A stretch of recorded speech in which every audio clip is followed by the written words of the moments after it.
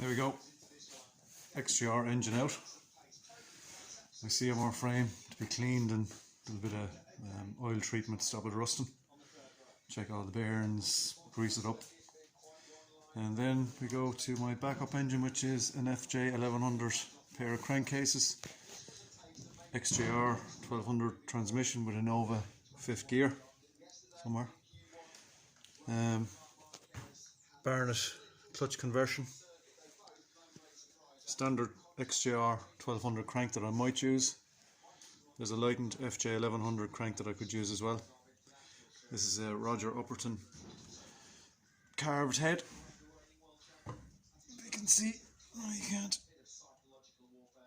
Tidied up, ported. Set of Yashi cams. New cam chain, new starter chain. What else have I got for it?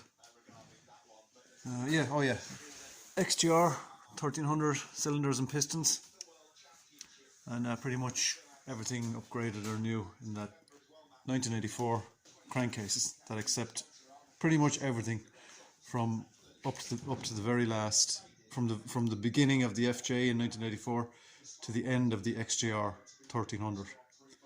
Same crankcases, except for a little bit of strengthening at the front there.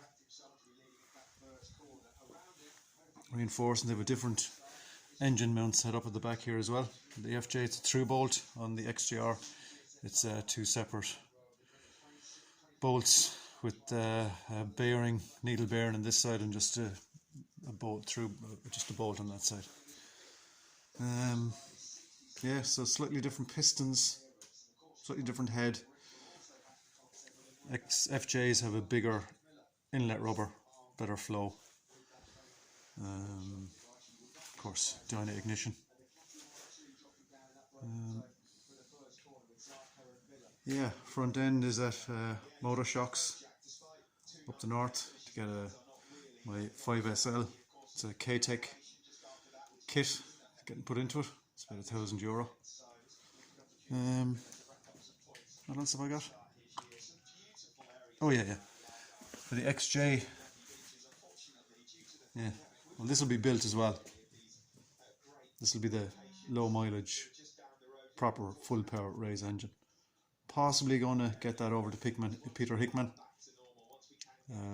Just if I don't have the time. Yeah, we'll see.